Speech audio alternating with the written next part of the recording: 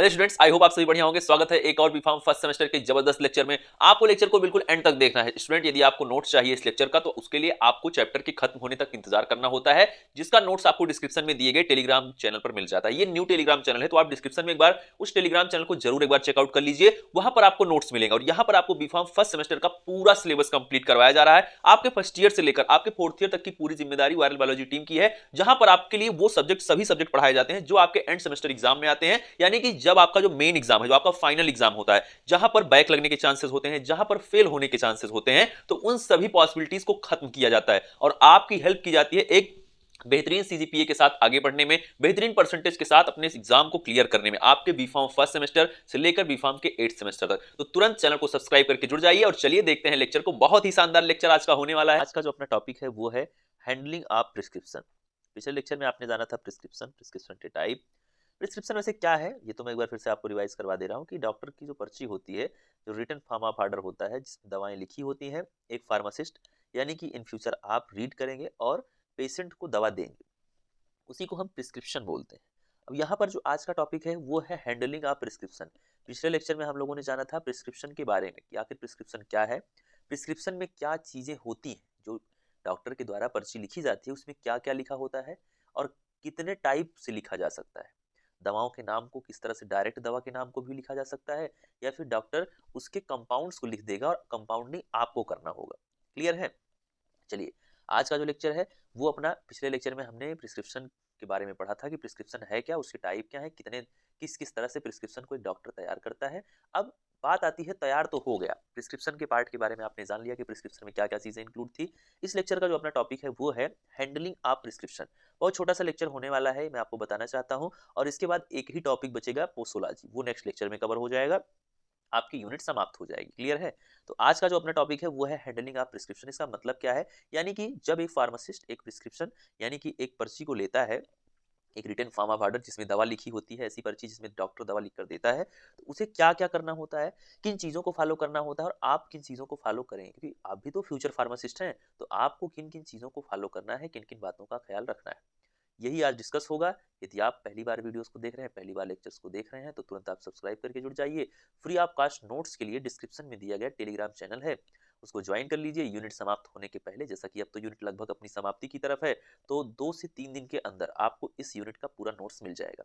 और भी जो सब्जेक्ट है वो भी इसी चैनल पर आपको पढ़ाए जाते हैं। इसके लिए आपको जाना है इसी चैनल की प्लेलिस्ट पर, प्लेलिस्ट के ऑप्शन में जाइए, वहां पर आपको सभी सब्जेक्ट के नोट्स मिल जाएंगे बी फॉर्म के लिए। तो बी फार्म फर्स्ट सेमेस्टर के इस जबरदस्त लेक्चर में आप सभी का मैं स्वागत करता हूं। आज का जो अपना टॉपिक है वो है फार्मास्यूटिक्स फर्स्ट, जो कि बी फार्मा फर्स्ट सेमेस्टर का सिलेबस है और उसकी फर्स्ट यूनिट का ये टॉपिक है हैंडलिंग ऑफ प्रिस्क्रिप्शन। चलिए शुरू करते हैं बहुत अच्छे तरीके से। चलिए देखते हैं क्या है आज की बात, आज की चर्चा, हैंडलिंग ऑफ प्रिस्क्रिप्शन। यानी कि जब एक पर्ची एक फार्मासिस्ट पाता है उसके बाद उसे क्या क्या करना होता है। सबसे पहले तो वो रिसीव करता है, ठीक है, रिसीविंग का प्रोसेस होता है कि आप एक पेशेंट के हाथ से पर्ची को लेते हैं। उस समय किस चीज का ख्याल रखना होता है, मैं आपको मोटी मोटा बात सारी चीजें बता दे रहा हूँ, एक इमेज बन जाएगी आपके दिमाग में। जब आप किसी पर्ची को ले रहे हो, पेशेंट आपको दवा के लिए कोई पर्ची दे रहा है, क्योंकि डॉक्टर पेशेंट को देता है या पेशेंट के साथ वाले को, उस समय आपके चेहरे का हाव भाव ऐसा होना चाहिए कि हाँ, लगना चाहिए कि थोड़ा सा तो पॉजिटिव है। ऐसा नहीं लगना चाहिए कि आप पर्ची देखते ही आप, मतलब कोई ऐसी बीमारी है और आप बहुत ज्यादा टेंशन में आ गए, ये बीमारी हो गई है, मतलब आपके चेहरे का हाव भाव नहीं बदलना चाहिए। सेकंड चीज, और किस केस में आपके चेहरे का हाव भाव बदल सकता है, कभी कभी पर्ची पढ़ने में नहीं आती। आपके भी अभी जो डाउट है वो डाउट आपके बाद में भी रह सकते हैं। ऐसा नहीं है कि एक फार्मासिस्ट हर डॉक्टर की पर्ची पढ़ ही लेगा। भाई किसी शहर में कोई एक फार्मासिस्ट है जो पिछले 20 साल 25 साल से मेहनत कर रहा है, वो सारे डॉक्टर की पर्ची पढ़ ले रहा है। लेकिन जो एक नया फार्मासिस्ट होगा, आप जब जाएंगे, आप जब फार्मासिस्ट बनेंगे, तो आप क्या होगा, नए नए होंगे, तो हो सकता है आप किसी डॉक्टर की पर्ची को ना पढ़ पाए, या दिक्कतें, आपको बहुत सारी दिक्कतें फेस करना होता है। फिर धीरे धीरे एक्सपीरियंस होता है तो समझ में आ जाता है कि कौन डॉक्टर किस तरीके से लिख रहा है, और अलग अलग जब आप प्रिस्क्रिप्शन ऑर्डर को पढ़ते हैं तो आपके समझ में चीजें आने लगती हैं। लेकिन मान लीजिए कि नहीं आती हैं, उस केस में स्टूडेंट आपको पॉजिटिव रहना है। उस समय आपको क्या करना है, उस समय आपको पहले पेशेंट से ही नहीं कह देना ये कौन सी दवा है, समझ नहीं आ रही है, कौन सी दवा दूं, ऐसा कुछ शब्द का प्रयोग नहीं करना है। आपको अपने सीनियर से कंसल्ट करना है पहले, जो आपसे बड़ा फार्मासिस्ट हो, आपसे उम्र में बड़ा हो, आपसे एक्सपीरियंस में बड़ा हो, उससे एक बार साझा करिए, उससे ट्राई करिए पूछने का। उसके बाद फिर यदि उससे काम नहीं बन रहा है तो डॉक्टर से भी आप कंसल्ट कर सकते हैं, जो प्रिस्क्राइबर है, जिसने लिखा हुआ है उस दवा को, उससे भी आप ट्राई कर सकते हैं पूछने का। लेकिन पेशेंट के सामने आपको क्या रहना है, बहुत ही ज्यादा अपने आप को पॉजिटिव रखना है। ऐसा नहीं लगना चाहिए पेशेंट को कि आप कुछ जानते नहीं। ये चीज़ आपको, क्योंकि आप हो सकता है बहुत जानते हो, लेकिन एक पर्ची के आने के बाद यदि आप नहीं समझ पाते हैं तो कभी-कभी वो चेहरे का हाव-भाव जो बदलता है, उस तरह से चीज़ें नहीं होनी चाहिए। क्लियर है? तो आप बिल्कुल न्यूट्रल रहें। चलिए बात को किया जाए, ये तो हो गया रिसीविंग। रिसीव करते समय आपको किन-किन चीज़ों का ख्याल रखना है जब आप एक प्रिस्क्रिप्शन ऑर्डर को पेशेंट से ले रहे हैं। सेकंड चीज़ आता है रीडिंग एंड चेकिंग। जब आप प्रिस्क्रिप्शन ऑर्डर को ले लेंगे फिर आपको अच्छे से रीड करना है, अच्छे से चेक करना है। तुक्का नहीं लगाना है कभी भी। किसी भी पेशेंट को आप दवा दे रहे हैं तो आप तुक्का ना लगाएँ। ये एक आदत हमारी होती है बचपन से, तुक्का लगाने वाली। कोई चीज़ नहीं समझ में आ रहा है तो हम चल कह देते हैं अरे यही होगा। तो ऐसा कुछ भी डाउटफुल काम नहीं करना है। Collecting and waiting the material.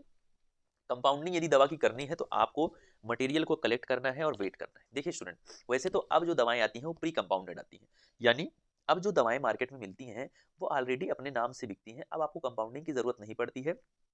पहले की जो दवाएं होती थी या फिर आयुर्वेद में जो चीज़ें हैं वहाँ पर आपको कुछ चीज़ों को मिक्स करके एक दवा को बना के पेशेंट को देना होता है, बट ऐसा अब नहीं है। तो वेटिंग और कलेक्टिंग मटेरियल का जो मामला है, थर्ड पॉइंट जो है वो कहीं ना कहीं अब के लिए सही नहीं है बहुत ज़्यादा। कुछ दवाओं में है ऐसा, मैं नहीं कह रहा हूँ कि सारी दवाएं जो है ऐसी कोई दवा नहीं है, लेकिन अब ज़्यादातर दवाएं जो हैं वो ऑलरेडी कंपनियां बनाती हैं, क्योंकि इतनी ज़्यादा इंडस्ट्री में इतनी ज़्यादा कंपनियां हो गई हैं कि उनके बीच इतना प्रतिस्पर्धा है कि वो सारी दवाएं प्री कंपाउंडेड तैयार कर रही हैं। कोई एक मौका छोड़ता है तो दूसरी कंपनी बेहतर से बेहतर दवा बना के रख देती है।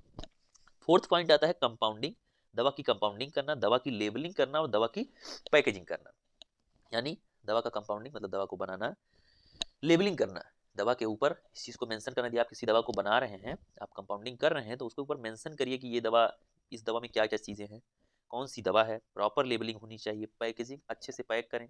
ऐसा ना हो कि वो दवा आप जो दे रहे हैं कंपाउंडिंग करके वो मॉइस्चर एब्जॉर्ब कर ले, कुछ कर ले तो दवा खराब ना हो। यदि आप ये काम खुद कर रहे हैं, कंपनी दे रही है करके तो ऑलरेडी जब आया हुआ है तो आपको कुछ नहीं करना है। लेकिन यदि आप खुद से कंपाउंडिंग कर रहे हैं तो आपको इन चीज़ों का ख्याल रखना होगा स्टूडेंट। बात क्लियर है? चारों पॉइंट आपको क्लियर हो चुका है। अब चलिए चारों के बारे में अब पढ़ी लिखी भाषा में पढ़ते हैं। बाकी जो मोटी मोटा बात थी वो मैंने आपको बता दिया है। रिसीविंग, सबसे पहले आता है रिसीविंग। रिसीविंग क्या है? The prescription should B revised from the patient bye pharmacist. जो प्रिस्क्रिप्शन होता है उसे रिवाइज किया जाना चाहिए किस कहाँ से? जो पेशेंट जो देता है किसी फार्मासिस्ट को, ठीक है। वाइल रिसीविंग अ प्रिस्क्रिप्शन, जब आप एक प्रिस्क्रिप्शन को रिसीव करें, a pharmacist should not change his facial expression. एक फार्मासिस्ट को अपने फेशियल एक्सप्रेशन को चेंज नहीं करना चाहिए। Who is give an impression to the patient that he is surprise और confuse after seeing the prescription.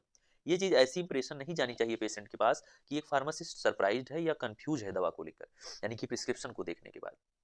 ऐसी इमेज पेशेंट के पास नहीं जानी चाहिए। तो जब आप प्रिस्क्रिप्शन ऑर्डर को ले रहे हो तो कॉन्फिडेंट रहें। क्लियर है? बात आगे बढ़ाई जाए। Reading and checking. आप चीज़ों को अब तो अपने ऊपर लेके पढ़ सकते हैं क्योंकि आप एज अ फार्मासिस्ट आप फ्यूचर में वर्क करने वाले हैं, ठीक है। चलिए, reading and checking. On receiving a prescription, जब आप एक प्रिस्क्रिप्शन को रिसीव करें, ऑलवेज चेक इट, उसे हमेशा चेक करें that it is written in proper format, कि वो प्रॉपर फॉर्मेट में लिखा गया है। A prescription should always be screen behind the counter. एक प्रिस्क्रिप्शन जो है वो हमेशा बिहाइंड द काउंटर स्क्रीन होना चाहिए। Clear? In case of any doubt, यदि कोई भी डाउट होता है प्रिस्क्रिप्शन के बारे में या इंग्रेडिएंट के बारे में, डायरेक्शंस के बारे में, तो फार्मासिस्ट को कंसल्ट करना चाहिए किसी अन्य फार्मासिस्ट। यदि आपको समझ में नहीं आ रहा है तो किसी अन्य फार्मासिस्ट से कंसल्ट करिए या फिर प्रिस्क्राइबर जिसने लिखा है उससे आप कंसल्ट करिए। क्लियर है स्टूडेंट? यदि आपको समझ में नहीं आ रहा है पढ़ने के बाद। Collecting and waiting the material. कैसे आप अब क्या करेंगे? Collecting and weighing the material before compounding the prescription. जब आप कंपाउंडिंग करें प्रिस्क्रिप्शन का, all the material required for it should be collected on left hand side of the balance. तो वहां पर आप चीज़ों को एक बार लेफ्ट हैंड साइड में रख के तौलें, एक बार राइट हैंड साइड में रख के तौलें। इससे क्या होगा? देखिए अब इलेक्ट्रिक कांटे आते हैं, बट ये पहले की बात बताई जा रही है। यदि आप तौल रहे हैं तो आप एक बार लेफ्ट में रख के तौल लीजिए, एक बार राइट में रख के। तो इससे क्या होगा? एरर कम आएगा। मान लीजिए ये भी पता चल जाएगा ना, ऐसा नहीं कि आपका लेफ्ट वाला पल्ला ज़्यादा भारी है, पलड़ा बोलते हैं ना हिंदी में, तो वो लेफ्ट वाला जो है वो ज़्यादा भारी है या राइट वाला ज़्यादा भारी है, तो इससे दवा को वेट करने में कोई गलती ना आ जाए। इसीलिए आप दोनों साइड रख के तौल लें, ठीक है। After weighing the material it should be shifted to right hand side of the balance. This give a check of ingredient. ये हमें देता है, मतलब एक बार राइट में बोला गया, लेफ्ट में बोला गया, एक बार राइट में बोला गया। क्लियर है? दोनों तरफ आप एक बार चेंज कर करके, एक बार तराजू में जो उसका वेट है उसको अलग तरीके से रखें और मटेरियल को अलग साइड रखें, फिर दोनों को चेंज कर दें। इससे क्या होगा? ये पता लग पाएगा क्या कहीं ऐसा तो नहीं है कि तराजू में कोई गलती है। बस वही बात है, ठीक है। उसके बाद this give a check of ingredient which have been weighed while compounding। जब आप कंपाउंडिंग करो, the level of every stock bottle should be read at least 3 time. आप जब कंपाउंडिंग कर रहे हो उस बॉटल को 3 बार जरूर पढ़ें। यदि आप कोई भी काम कर रहे हैं, नया काम कंपाउंडिंग कर रहे हैं, मैं तो आपको सजेस्ट करूंगा जब भी आप लैब में या कहीं पर कोई वर्क कर रहे हैं आप कम से कम 3 बार जरूर चेक करें। क्लियर है? इससे क्या होता है? 3 बार यदि आप किसी चीज को चेक करते हैं तो एरर मिनिमाइज हो जाता है, एरर के आने के चांस कम हो जाते हैं। क्लियर है student? When take from the shelf और drawer, when the containers removed for weighing and measuring. In the container are return back to its proper place. Clear है यहाँ तक बात? आगे बढ़ा जाए, आगे बढ़ते हैं। कंपाउंडिंग, लेबलिंग एंड पैकेजिंग क्या होती है ये वैसे तो मैंने आपको बताया है कंपाउंडिंग क्या है, लेबलिंग क्या है, पैकेजिंग क्या है। Compounding should be carried out in neat place. जो आपकी कंपाउंडिंग हो, जब आप दवा को तैयार कर रहे हो कुछ चीज़ों को मिक्स करके, उस समय पर आप एक नीट प्लेस पर करें, एक साफ सुथरे स्थान पर करें। ऑल द इक्विपमेंट, सभी इक्विपमेंट जरूरी है कि वो साफ हो। Required should be thoroughly clean and dried, और सूखे हुए हों, उसमें कोई पहले से मॉइस्चर ना हो, कोई और कंपाउंड ना हो, कोई और केमिकल ना लगा हो। Only one prescription should be compounded at one time. एक बार में आप सिर्फ एक ही प्रिस्क्रिप्शन को तैयार करें। ऐसा ना हो कि बगल में किसी पेशेंट की हार्ट की दवा भी तैयार कर रहे हो, उसके जस्ट बगल में किसी पेशेंट की गैस वाली दवा भी तैयार हो रही है। तो ऐसा कुछ मत करना। जो करना, जो भी चीज़ करना, वो एक बार में एक ही प्रिस्क्रिप्शन की कंपाउंडिंग करना कभी भी, यदि मौका मिले तो। देखिए कंपाउंडिंग का मतलब क्या है, किसी चीज़ को मिला के, किसी दवा को बना के पेशेंट को देना। अब ये चीज़ लगभग समाप्त हो चुकी है, लेकिन ये पहले होता था।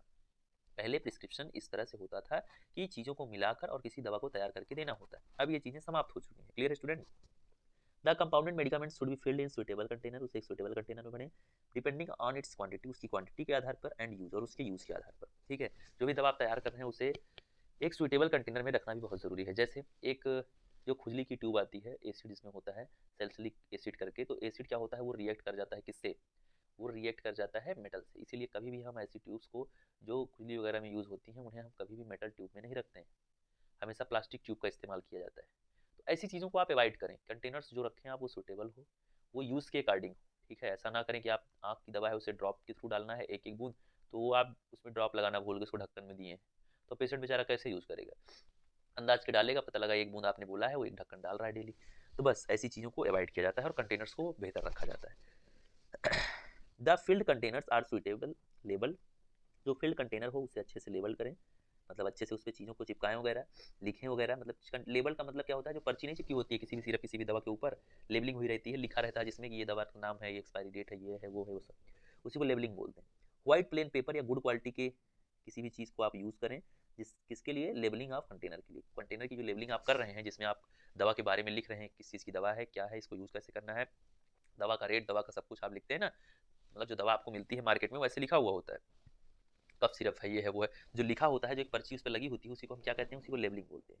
The container is polished, container जो है पॉलिश होना चाहिए। रिमूव द फिंगरप्रिंट, जो फिंगरप्रिंट है उसे रिमूव कर दें। वाइल डिलीवरिंग द प्रिस्क्रिप्शन, जब प्रिस्क्रिप्शन को डिलीवर किया जा रहा हो पेशेंट तक, the pharmacist should explain the mode of administration, तब उस समय फार्मासिस्ट ये चीज़ जरूर एक्सप्लेन कर दे कि मोड ऑफ एडमिनिस्ट्रेशन क्या रहने वाला है। मोड ऑफ एडमिनिस्ट्रेशन स्टूडेंट क्या है, कि दवा को लेना कैसे है, दवा को पीना है, दवा को निगलना है, दवा को क्या क्या करना है, आँख में डालना है, कान में डालना है, इस चीज़ को मोड ऑफ एडमिनिस्ट्रेशन इसे बोलते हैं। तो ये चीज़ क्लियर कर दे कौन, फार्मासिस्ट, किसको, पेशेंट को। डायरेक्शन फॉर यूज, यूज के लिए उसको डायरेक्शन दे कि उसे कैसे यूज करना चाहिए, क्या नहीं करना चाहिए। एंड स्टोरेज, और कहाँ रखना चाहिए, इसके बारे में भी वो पेशेंट को बताए, यानी कि आप बताएंगे ये चीज़। डॉक्टर जो दवा लिखेगा, आप जब पर्ची के हिसाब से दवा को दे रहे हैं, तो उस समय आप पेशेंट को बताएंगे कि वो दवा को खाए कैसे, यूज़ कैसे करे, दवा के लिए क्या स्पेशल डायरेक्शन है, और दवा को स्टोर वो कहाँ करे। ऐसा ना हो कि कोई ऐसी बॉटल है जिसमें लिखा गया है कीप अवे फ्रॉम सनलाइट, और उसे वो रखे पड़ा है धूप में दवा दिन रात। ऐसा बॉटल में पढ़ेंगे, उसमें लिखा होता है कीप अवे फ्रॉम सनलाइट, जो डार्क कलर की बॉटल होती है उसमें अक्सर लिखा रहता है दवाओं की। तो ये सारी चीज़ों का ख्याल रखना है, और प्रिस्क्रिप्शन ऑर्डर को देते टाइम जब आप पेशेंट को दे रहे हो प्रिस्क्रिप्शन ऑर्डर, उस समय आपको ख्याल रखना है। चलिए स्टूडेंट, यहाँ तक आपको लेक्चर बहुत अच्छे से समझ में आ गया है। सबसे पहले तो लेक्चर को आप लाइक करेंगे, अपने दोस्तों में शेयर करेंगे, अपने क्लासमेट तक शेयर करेंगे, कम से कम अपने 5 क्लासमेट के साथ इस लेक्चर को साझा करें, जिससे वो भी जान सकें कि वायरल बायोलॉजी यूट्यूब चैनल पर बेस्ट तरीके से बीफार्म फर्स्ट सेमेस्टर की क्लासेस चल रही हैं, जहां पर आप बहुत ही कम समय में अपने अच्छे स्कोर को अचीव कर सकते हैं, बेहतरीन CGPA के साथ अपने इस सेमेस्टर को क्लियर कर सकते हैं, बिना बैक लगे, बिना किसी भी तरह के फेल के ठप्पे के लगे हुए। आप बहुत साफ सुथरे तरीके से एक बेहतर परसेंटाइल के साथ आगे बढ़ सकते हैं, ठीक, बेहतर परसेंटेज के साथ आगे बढ़ सकते हैं। चलिए, स्टेप क्या इन्वॉल्व होते हैं, रिसीविंग, किसी भी प्रिस्क्रिप्शन को हैंडल करते टाइम, चेकिंग लीगलिटी, उसकी लीगलिटी को चेक करें, collecting and being the material, compounding करें उसकी, मतलब मटेरियल कुछ चीज़ों को मिला के दवा को आप बना दें जो देना है पेशेंट को, पैकेजिंग करना, उसको पैक करना अच्छे से, लेबलिंग करना, और मार्क करना कि डोज उसे कितना लेना है, पेशेंट को ये बताना कि वो कितना लेगा, रिगार्डिंग टू प्रिस्क्रिप्शन। और उसके बाद फिनिश, यहाँ पे आपका समाप्त होता है आपका हैंडलिंग ऑफ प्रिस्क्रिप्शन। इतना रोल था एक पर्ची को लेने के बाद और एक पेशेंट तक दवा पहुंचाने तक की आपकी जिम्मेदारी है एज अ फार्मासिस्ट। क्लियर है स्टूडेंट? यानी पर्ची को लेना और अपने चेहरे के एक्सप्रेशन को चेंज ना होने देना, और दवा को अच्छे से डिलीवर करना, मोड ऑफ एडमिनिस्ट्रेशन, डोज और स्टोरेज कंडीशन पेशेंट को बताते हुए, ये आपकी जिम्मेदारी हुई। अब बात आती है कि सोर्स क्या है, मतलब जो आपका एरर आ सकता है प्रिस्क्रिप्शन में, उसके लिए मतलब प्रिस्क्रिप्शन में कमी भी तो आ सकती है। तो sources of errors in prescription, prescription में क्या एरर हो सकते हैं स्टूडेंट, इसके बारे में अब हम लोग पढ़ते हैं। चलिए देखते हैं बहुत अच्छे से कि क्या एरर हो सकती है, क्या कमियां हो सकती हैं प्रिस्क्रिप्शन में। एब्रीविएशन, अब क्या है abbreviation? In most of prescription, ज़्यादातर प्रिस्क्रिप्शन में एब्रीविएटेड टर्म आर यूज्ड, बहुत सारे एब्रीविएटेड टर्म यूज किए जाते हैं प्रिस्क्राइबर के द्वारा।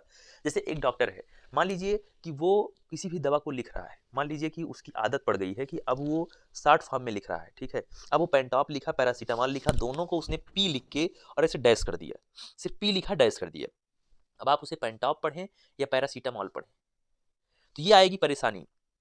जो भी प्रिस्क्राइबर है उसे कभी भी अपनी तरफ से कोई भी ऐसा टर्म नहीं यूज करना चाहिए जो जिसका दवा से रिलेशन ना हो, जिसका मेडिकल फील्ड में कोई मतलब ना हो, या उससे मिलती जुलती कोई दवा यदि है तो वो उस चीज को क्लियरली लिखे। वैसे तो शॉर्ट फॉर्म में लिखना ही नहीं चाहिए, लेकिन यदि इस तरह से प्रिस्क्राइबर के द्वारा किया जाता है तो जाहिर सी बात है कि कमियां आएंगी।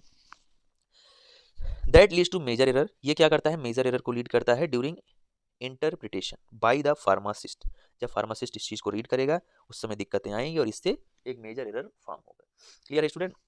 चलिए, abbreviation presents a problem in understanding part of prescription order. जो एब्रीविएशन है किसी भी प्रिस्क्रिप्शन ऑर्डर में, वो क्या करता है, एक प्रॉब्लम क्रिएट करता है अंडरस्टैंडिंग में, मतलब पर्ची को समझने में बहुत बड़ी प्रॉब्लम क्रिएट करता है। जो भी डॉक्टर शॉर्ट फॉर्म में लिखने की जिनकी आदत होती है, इससे परेशानी आएगी जब आप एज अ फार्मासिस्ट जाएंगे, या फिर 2 साल बाद आपकी प्रैक्टिस लगेगी हॉस्पिटल में। अभी से बता देना चाहता हूँ, उस दौरान क्या होगा, जब आप हॉस्पिटल में ट्रेनिंग लगेगी, वो कॉलेज की जिम्मेदारी होती है, कॉलेज वाले एक पेपर बना के देते हैं, किसी भी गवर्नमेंट हॉस्पिटल में आप उस पर्ची को जमा करके अपनी प्रैक्टिस को कर सकते हैं अपने नज़दीक की। तो वहाँ पर क्या होता है, वहाँ पर अलग अलग डॉक्टर अलग अलग तरीके से पर्ची को लिखेंगे।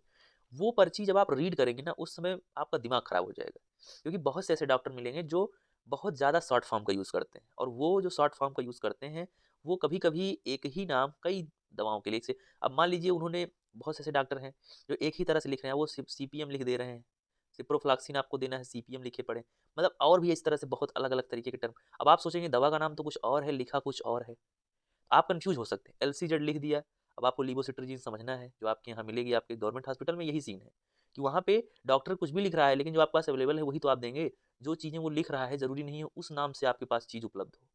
डॉक्टर है वो अपनी प्राइवेट क्लिनिक पे भी बैठता है, डोलो 650 लिख रहा है, सरकारी अस्पताल में पैरासीटामॉल आ रहा है। तो ये दिक्कत है, बहुत सारी चीज़ें, मतलब ये तो मैंने आपको बताया नाम लिख देना, लेकिन जो मेन प्रॉब्लम है वो है शॉर्ट फॉर्म में नाम को लिख देना, किसी नाम को 2-3 अक्षर में लिख देना, और फिर वो दिक्कत दे जाता है। क्लियर है? तो इस तरह की प्रॉब्लम आप बहुत ज़्यादा फेस करेंगे, इसके लिए तैयार रहिएगा। फिर बात आती है आगे की। Extreme care should be taken by a pharmacist in interpreting the abbreviation. Example HS, जिसे कह रहे हैं होरा सोमनी, is abbreviated term of at bed time. It is preferable to avoid this type of misleading abbreviation. Clear है student? बहुत अच्छे से समझ चुके हैं कि एब्रीविएशन क्या है। एक ऐसा टर्म जो डॉक्टर यूज कर रहा है शॉर्ट फॉर्म में, ऐसे टर्म यूज कर रहा है वो, जो कि क्या कर रहे हैं, एक मेजर एरर काज कर रहे हैं प्रिस्क्रिप्शन। चलिए आगे बढ़ते हैं। Name of drug, name of drug specially the brand names either look or sound alike. बहुत सारे ऐसे हैं जहां पर जो ब्रांड नेम है वो क्या कर रहा है, वो भी कंफ्यूज करता है। So any error in the name of drug will lead to major danger to the patient. यदि कोई भी इस तरह का एरर है, कोई भी ऐसी दवा है जो पेशेंट को किसी ने बताया, मान लीजिए डॉक्टर ने बताया, वो एक ही तरह से साउंड कर रही है, ये दवा दे दीजिए। अब पेशेंट होता है ना, वो अपने फ़ोन में लेके चला गया फ़ोटो खींच के, फिर वो फार्मासिस्ट को बता रहा है ये दवा दे दीजिए, तो वो क्या हो रहा है, मान लीजिए कि कोई दवा ऐसी है जो उसी की तरह सुनाई दी, और बोलते टाइम आपने मान लीजिए कि सही भी बोला हो, और फार्मासिस्ट यानी कि आप, पेशेंट ने कुछ बोला और आपने सुन कुछ और लिया, उसी के मिलते जुलते नाम के साथ कोई और दवा है। इस केस में क्या होगा, ये भी क्या करेगा, एक तरीके का एरर हो जाएगा।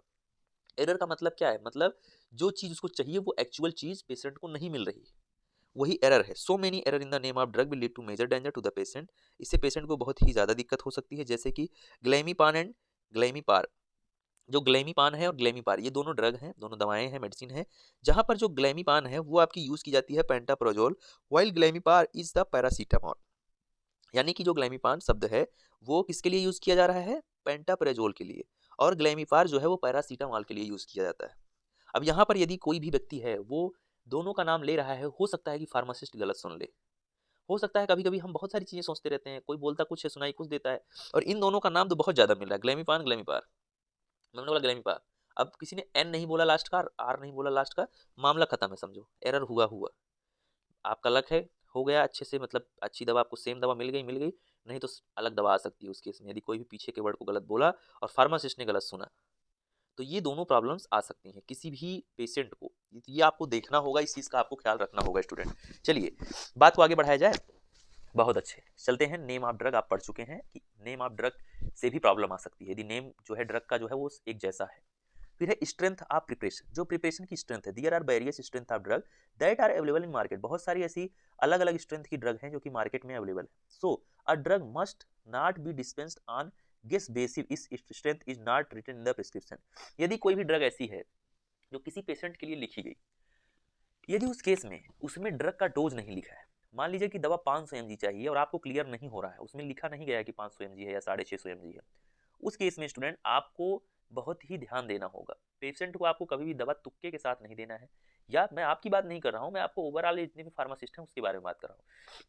किसी भी फार्मासिस्ट को जब भी वो दवा दे रहा हो तो उसमें डोज का लिखा हुआ होना बहुत जरूरी है। दवा 250 mg देना है, 500 mg देना है, 650 mg देना है, ये चीज क्लियर होना चाहिए। मैं आपको बता दे रहा हूँ। So a drug must be disappeared dispensed on guess basis if strength is not written in the prescription. Example जैसे कि ciprofloxacin tablet should not be dispensed when no strength is mentioned in the prescription because it may be 250 और 500 mg strength. यदि कोई व्यक्ति सिप्रोफ्लैक्सिन ले रहा है, ठीक है, सिप्रोफ्लैक्सिन लिखा गया है उसे, किसी डॉक्टर ने लिखा और उसमें ये नहीं लिखा है कि 250 mg लेना है कि 500 mg, तो आप दवा को ना दें जब तक ये चीज़ क्लियर नहीं हो जाती है कि कितने mg देना है उस पेशेंट को। कम देंगे तो सही रिजल्ट नहीं आएगा, पेशेंट ठीक नहीं होगा। ज़्यादा दे देंगे तो जितना उसे ज़रूरत है उससे ज़्यादा देंगे तो उसे बहुत ही ज़्यादा कोई भी सीरियस प्रॉब्लम हो सकती है। क्लियर है?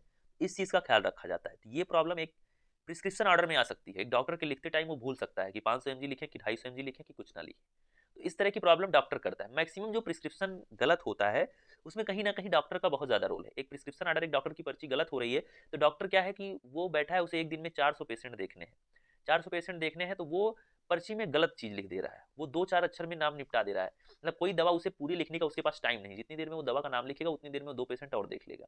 डॉक्टर की भाई मेंटलिटी यही है। जिसके पास आप जाएंगे अपने शहर में ही, जो डॉक्टर होगा जिसके पास बहुत ज़्यादा भीड़ होती है, उसके पास आप देखेंगे कि वो डॉक्टर जो लिख रहा है दवा को, पहली चीज़ तो उसका मेडिकल स्टोर अपना होता है, तो वो कंफर्म है कि इस बीमारी की यही दवा हमारे मेडिकल पे मिलेगी, तो वो बता देता है इसी मेडिकल पे जाइएगा। यदि आप किसी और मेडिकल पे गए तो वही प्रॉब्लम आ जाती है दवा में। तो डॉक्टर क्या करता है, वो टाइम बचाता है। वो ये नहीं देख रहा है कि प्रिस्क्रिप्शन ऑर्डर में एरर हो रहा है, क्या हो रहा है। वो फटाफट 2 अक्षर में नाम लिखा, जाओ, 2 अक्षर में नाम लिखा, जाओ, तो समझो कि भाड़ में जाओ, ऐसी वाली बात आ गई। तो ये चीज़ क्या है कि प्रिस्क्रिप्शन जो है वो कौन खराब कर रहा है। प्रिस्क्रिप्शन को खराब करने में यदि सबसे ज़्यादा किसी का रोल है तो एक डॉक्टर का है। यदि डॉक्टर चाहे तो प्रिस्क्रिप्शन ऑर्डर को सही कर रहा है, और एक डॉक्टर यदि चाहे तो प्रिस्क्रिप्शन ऑर्डर को गलत भी कर सकता है। तो ये चीज़ आपको समझना होगा कि प्रिस्क्रिप्शन, आप प्रिस्क्रिप्शन तो जान रहे हैं कि प्रिस्क्रिप्शन में उस किसी पेशेंट का एज होना चाहिए, नेम होना चाहिए, उसका सेक्स डिसाइड होना चाहिए, उसके साथ साथ उसमें ये चीज़ मेंशन होना चाहिए कि दवा का नाम, कंपाउंडिंग करना है तो कितनी करना है, क्या है। यदि कोई भी टैबलेट है जो ऑलरेडी पैक्ड फॉर्म में आ रहा है तो उसका एमजी लिखा होना चाहिए, उसकी पावर, उसकी स्ट्रेंथ लिखी होनी चाहिए कि 250 mg चाहिए, 500 चाहिए, क्या चाहिए। एब्रीविएटेड टर्म ना यूज किए गए हों, ऐसा कोई टर्म जो समझ में ही ना आए फार्मासिस्ट को, या ऐसा कोई टर्म जैसे कि कोई भी ऐसा 2-3 अक्षर का प्रयोग किया गया और वही सेम चीज किसी अन्य दवा के लिए भी कोई दूसरा व्यक्ति कर रहा है तो समझ में प्रॉब्लम आ सकती है। इसीलिए दवा को यदि एरर से बचाना है, यानी कि प्रिस्क्रिप्शन को एरर से बचाना है, हम कहें प्रिस्क्रिप्शन जो कि दवा डॉक्टर की पर्ची है, तो उसमें सारी चीजें प्रॉपर तरीके से मेंशन हो। चलिए बात को बढ़ाया जाए आगे। चौथा पॉइंट है doses form of drug prescribe. जो डोजेज फॉर्म है ड्रग का जो प्रिस्क्राइब किया गया है वो भी आपके लिए क्या हो जाता है, जरूरी हो जाता है। Many drugs are available in more than one doses form. बहुत सी दवाएं हैं जो एक से ज्यादा डोजेज फॉर्म में अवेलेबल होती है। जैसे पैरासीटामॉल, वो लिक्विड में भी है, वो आपका टैबलेट में भी है ना। लिक्विड में, टैबलेट में, इंजेक्शन में, सपोजिटरीज में। तो पैरासीटामॉल आपको लिक्विड में भी मिल जाएगा, टैबलेट में भी मिल जाएगा, इंजेक्शन फॉर्म में भी मिल जाएगा। The doses form intended for the patient must be mentioned in the prescription. तो प्रिस्क्रिप्शन में ये चीज मेंशन होना चाहिए कि आखिर दवा का फॉर्म क्या है, डोजेज फॉर्म क्या है, जो दवा आप पेशेंट को दे रहे हैं वो किस फॉर्म में होनी चाहिए। आप लिख रहे हैं, आप डॉक्टर लिख रहा है, यानी कि डॉक्टर जब लिख रहा है पर्ची को, उसमें उसने ऐसा लिखा ही नहीं। पहली चीज तो बच्चे का एज, मान लो पेशेंट का एज नहीं लिखा उसने कि बच्चा है कि बड़ा है, बूढ़ा है, कौन है, ये नहीं लिखा। उसने सिर्फ दवा का नाम लिखा, पेशेंट का नाम लिखा, जाओ। आपके पास जब आएगा, या मान लीजिए कभी कभी आप एज लिखी है फिर भी आप नहीं देख पाए हैं और आपने दे दिया टैबलेट, अब बच्चा टैबलेट कैसे लेगा। हो सकता है कि टैबलेट का डोज भी ज़्यादा हो, उसे घर वाले उतने पढ़े लिखे ना हो, एक टैबलेट पूरा खिला दें। अब इससे बहुत बड़ी प्रॉब्लम हो सकती है, लीवर डैमेज हो सकता है, कुछ हो सकता है, कोई भी इस तरह की दिक्कत आ सकती है। तो ये चीज़ क्या है कि यदि पेशेंट को कोई भी दवा दी जा रही है तो दवा का जो डोज फॉर्म है वो भी प्रिस्क्रिप्शन ऑर्डर में मेंशन हो।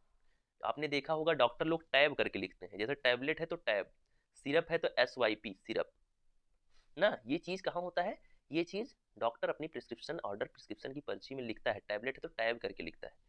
ये दर्शाता है कि हाँ जो डॉक्टर है उसे बहुत अच्छे से नॉलेज है और उसे एरर को मिनिमाइज करना है। मैक्सिमम डॉक्टर ऐसा करते हैं, मैं ये नहीं कह रहा हूँ, बट कुछ केसेस में ये दिक्कतें आ जाती हैं जल्दबाजी के चक्कर में और भी बहुत सारी चीज़ों की वजह से। ठीक है, जैसे कि कुछ दवाओं के बारे में दिया गया है, the doses form intended for the patient must be mentioned in the prescription to reduce ambiguity, यानी कि प्रिस्क्रिप्शन ऑर्डर में ये चीज़ें मेंशन होनी चाहिए, डोजेस फॉर्म मेंशन होना चाहिए, जिससे कोई भी दिक्कत ना आए।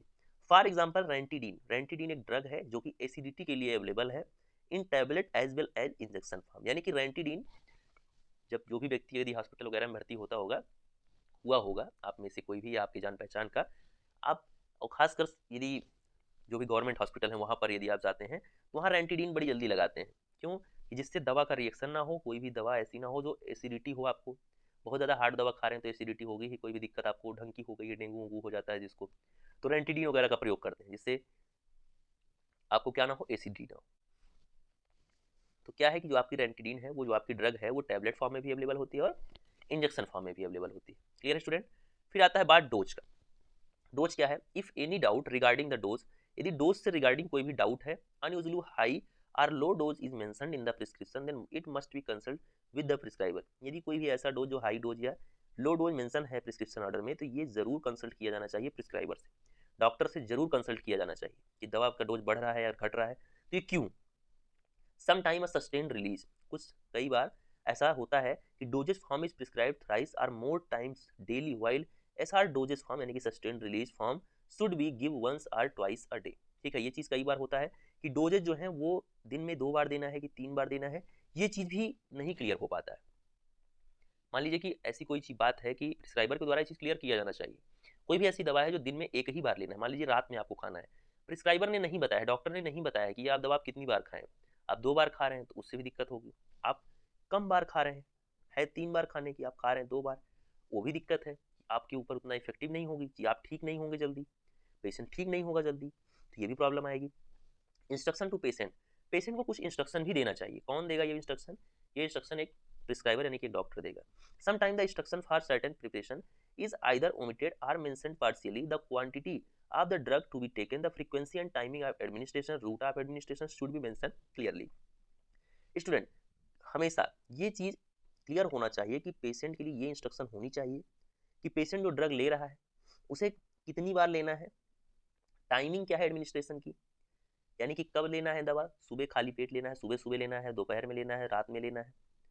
रूट ऑफ एडमिनिस्ट्रेशन, बहुत सी दवाएं हैं जो जैसे कि आपको एक तरीके से नींद आती है खाने के लिए, जब उसको आप खा लेते हैं तो आपको नींद आने लगती है, लिवोसिट्रजिन आप खाइए तो नींद आने लगती है, LCZ, तो वो क्या होता है आपको नींद एक तरीके से आती है, तो डॉक्टर कहता है कि ये दवा आप रात में खाएं। बहुत सारी ऐसी दवाएं हैं जिनके बारे में डॉक्टर यही कहता है कि आप इसे रात में खाएं, इससे नींद आती है, तो ये चीज़ें मेंशन होना चाहिए। ये चीज़ें मेंशन नहीं है तो बताना तो चाहिए एटलीस्ट ना, आपको तभी तो पता चलेगा, या कोई स्पेशल इंस्ट्रक्शन है तो वो बताना चाहिए, ठीक है, या मेंशन होना चाहिए, कहीं पर भी पार्शियली मेंशन हो, कहीं पर भी इस तरह से कोई साइन बना हुआ हो कि आप इसे इतनी बार ही लें या इस तरह से लें, ये आपकी टाइमिंग है।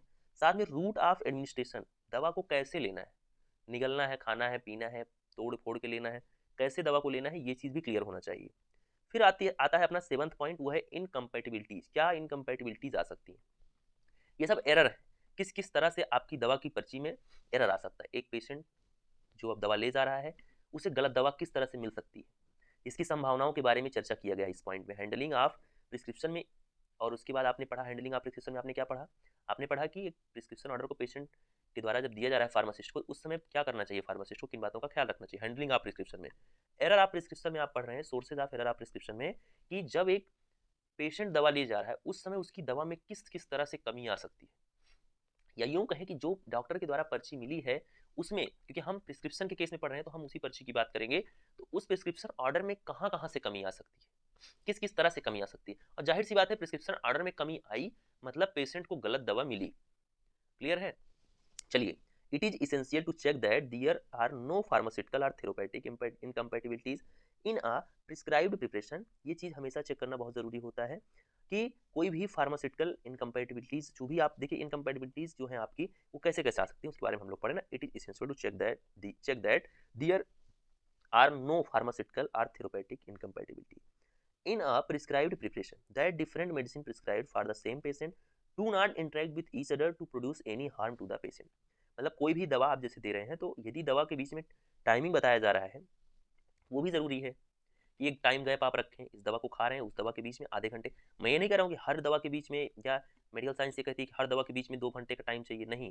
अगर ऐसी कोई दवा है जो आपस में रिएक्ट कर सकती है या दोनों एक साथ यदि आप निगल रहे हैं तो कोई हार्मफुल इफेक्ट आ सकता है, तो उस केस में आप क्या करें, उस केस में आप दवा के बीच में टाइम गैप रखें। और ये चीज़ भी मेंशन करना ज़रूरी है, एक प्रिस्क्रिप्शन ऑर्डर में मेंशन करना ज़रूरी है, जिससे वो डॉक्टर मेंशन किया है वो नहीं भी बताया तो फार्मासिस्ट इस चीज़ को एक्सप्लेन कर दे पेशेंट कि आप इन दो दवाओं के बीच में इतना गैप रखें। इसी को हम करें इनकम्पेटिबिलिटीज, इसी पॉइंट को। क्लियर है स्टूडेंट? तो यहाँ तक अपना पॉइंट था किसका, sources of error in the prescription. मतलब एक प्रिस्क्रिप्शन ऑर्डर, एक डॉक्टर की पर्ची जो डॉक्टर के द्वारा बनाई गई, उसमें किस तरह से एरर आ सकता है। और वो एरर जाहिर सी बात है यदि प्रिस्क्रिप्शन ऑर्डर में आया तो एक पेशेंट की दवा तक ट्रांसफर हो ही जाएगा, क्योंकि उसी को देखकर तो एक फार्मासिस्ट दवा दे रहा है। ये चीज़ आपको क्लियर होना चाहिए स्टूडेंट। नेक्स्ट लेक्चर होगा पोसोलॉजी, ये मैं आपको बता दे रहा हूँ पहले से ही। नेक्स्ट लेक्चर यानी कि कल, नोट्स आपको बहुत जल्द मिल जाएगा, with in 2 days, 2 to 3 days आपके पास आपका नोट्स होगा। सबसे पहले तो इस लेक्चर को शेयर करिए अपने दोस्तों में, अपने क्लासमेट के साथ। लेक्चर आपने एंजॉय किया है तो कमेंट जरूर करें, कितना मजा आया आपको, कितना समझ आया आपको, हमें भी पता चलना चाहिए। साथ में वीडियो को लाइक करें, ज़्यादा से ज़्यादा शेयर करें, सब्सक्राइब करें यदि आप पहली बार विजिट किए हैं तो, और उसके साथ साथ नोट्स के लिए डिस्क्रिप्शन में दिया गया टेलीग्राम चैनल जरूर ज्वाइन कर लें। तो आज का लेक्चर यहीं तक। आई होप आज के लेक्चर को आपने एंजॉय किया होगा। यदि आपने लेक्चर को बहुत अच्छे से समझ लिया है तो तुरंत आप इस लेक्चर को अपने दोस्तों में शेयर करिए। कम से कम 5 अपने फ्रेंड के साथ इस लेक्चर को जरूर शेयर करें, जिससे उन तक भी ये बात पहुंच सके कि वायरल बायोलॉजी यूट्यूब चैनल एक है जहां पर बेस्ट तरीके से बीफार्म के सिलेबस को कवर किया जाता है। तो तुरंत आप शेयर कर देंगे और उसके साथ साथ सब्सक्राइब तो आप जरूर ही कर लेंगे, क्योंकि अब आपको लेक्चर अच्छा लग ही चुका है। मिलता हूं आप सभी से नेक्स्ट लेक्चर में। Thank you, love you all, नमस्कार।